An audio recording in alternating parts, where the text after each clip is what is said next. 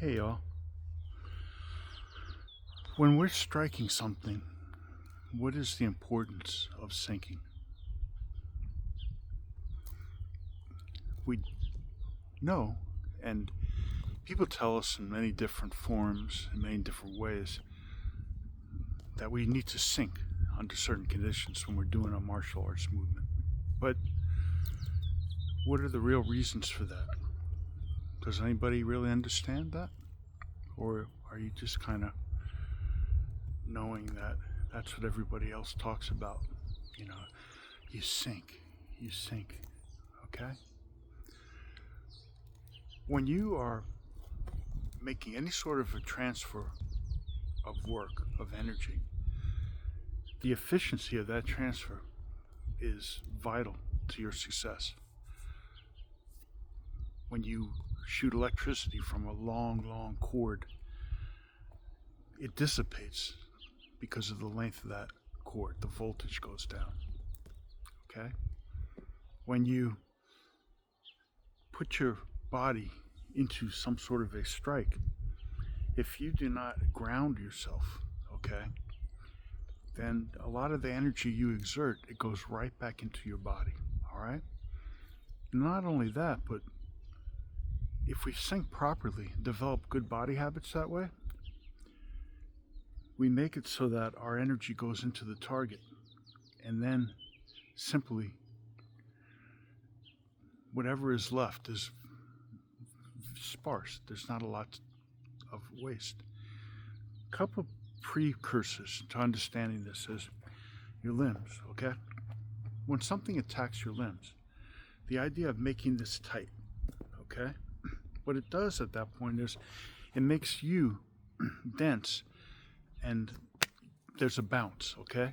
So if I do something like this and tense up, and there's contact here against with a block or something, basically I'm getting moved as a whole with my density, and I don't have a lot of control over where that movement goes, okay? If I'm strong enough, my arm maintains. If not, maybe I get knocked off center. So the first thing to understand here is using tendon strength, using structure, okay? And not trying to use force, all right? When you simply put this up in a supported angle, now when something contacts this, the energy comes in and down to the ground. You control that energy, okay? It doesn't come to here either. It comes down here and through.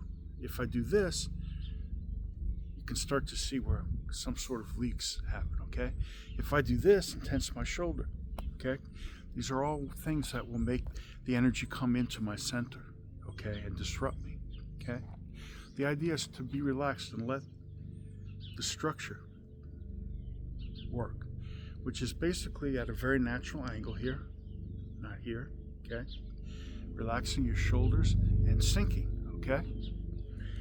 The sinking, again, pulls all of the exchange energy down and into the ground, okay? Just like a ground system with electricity, all right? When electricity hits a ground instead of your roof, okay, it goes down into the ground and dissipates. You're using the exact same understanding, okay? Now, let's look at that, how it applies actively to when you're hitting a target, okay?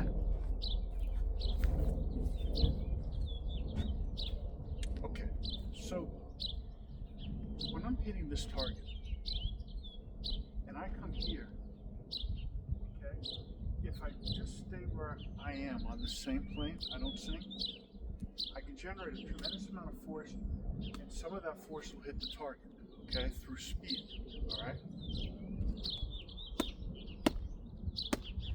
But as you can see, that's a very inefficient process, okay? A lot of things are happening here, okay? And a lot of things are not being controlled for. But just on a very base level here, if I sink, watch what happens on this arm, okay?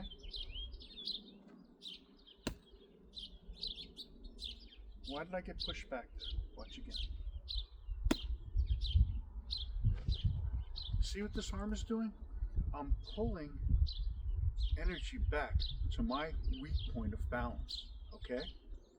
So just sinking is really not the whole story, okay?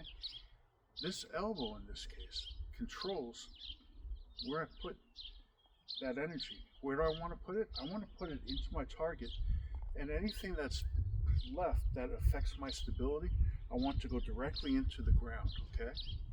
So watch this again. Now I'm pulling down, okay? This elbow is coming straight here. Now, a couple of interesting things here. Levels to the game, folks. This is for people who are a little more along the lines.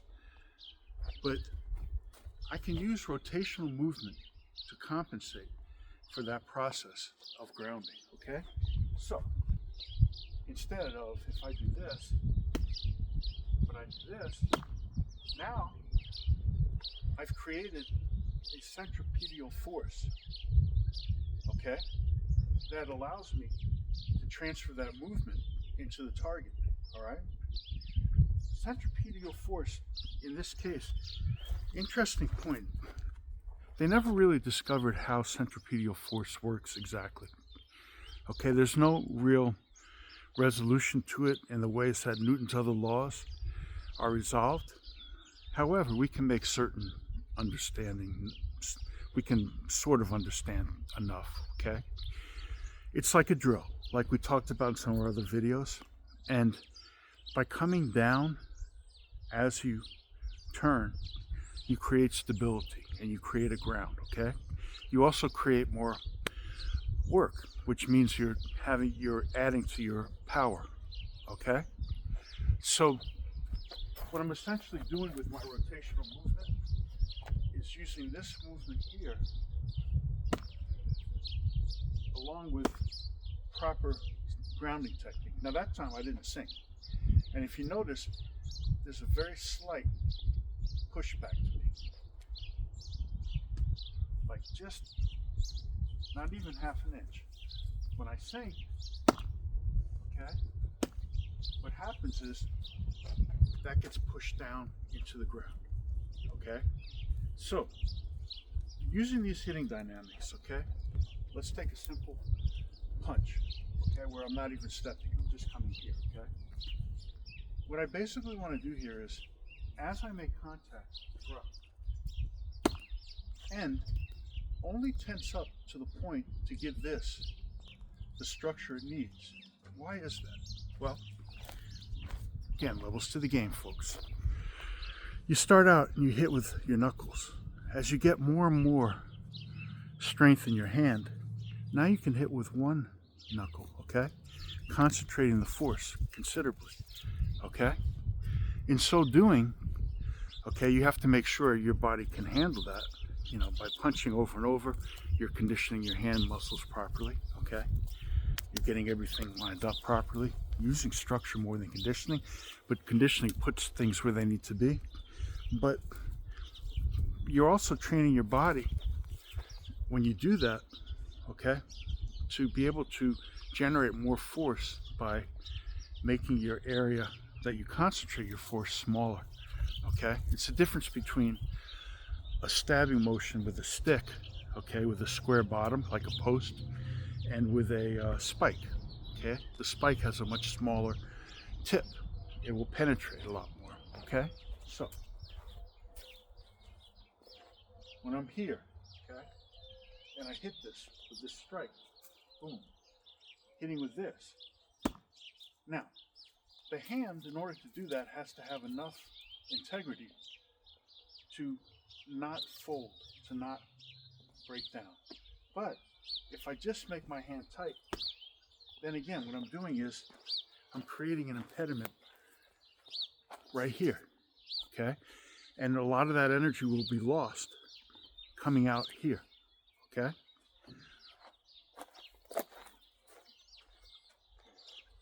That's my German Shepherd. I love him and his brother. I mean, they are my companions along with the rest of my family. And they know it. They're spoiled. Okay, so check it out. Here, bam.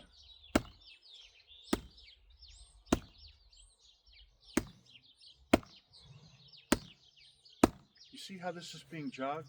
This is a beanbag. It is made to mimic human structure, okay? If you get hit with something like this, that's more than 30 pounds of pressure per square inch, okay? And that can break, okay? Unfortunately, I can tell you that for a fact. Long story, but now, how you hold your hand, it's not so important, but there are some different things to look at. Okay? If I'm doing this, a lot of guys, it's a stem up punch this way. This has certain things about it. Okay? Coming this way. You give yourself a little bit better of a hip berth, and you give yourself a nice rotational. You recognize rotational movement well because your mind it's very easy to sync this with this, okay? This movement with the hand and this, okay? Whereas this, I have to really kind of make a concentrated effort how much of that movement I'm going to use. They're all powerful in their own way. You just have to figure out from your own experience the different levels, but be careful when you practice this because you can really hurt somebody, okay? Same thing on a stepping punch. I was going to say shoot through, but let's keep the punching, okay? With a step. Here, boom. Notice the foot and the hand all at the same time, okay? Always, okay? Watch out. Okay, the foot and the hand hits the target at the same time. Okay? And you'll see, especially in a linear movement like this, where you're stepping, you don't need to worry so much about your rotational movement and getting the movement coming back because you have quite a bit of entropy going forwards. You don't need to try to push hard here. You know, you don't need to come in hard this way. But what you need to do is just move very efficiently. When you're here, boom, okay? And your timing should be perfect. I'm not even using the proper distance for this, but it shouldn't matter, okay? Because you may not be able to adjust that. But if you're coming from here, that's a very powerful hit. These are also powerful. And they have all different areas that you can hit depending on how you want to hit them. You know, there's a lot to this, but just understand the basics here, okay? And what I want you to understand is when you're working with your technique, putting your movements together properly and using that syncing and knowing why you're syncing, okay? How important that is to make that ground like you're supposed to on your movements, okay? I'll do a very quick review. So I'm here, and this thing, I'm punching here, okay? Not here, okay? A lot of guys will try to do that. They do this, okay? This should be down. Okay, that's why you need that sync. Incorporating the rotational aspect, and you can just do rotational by itself too. Doesn't matter, okay? But the rotational will add an extra dynamic to your strike, and it does not have to be a large movement. See how small that movement is?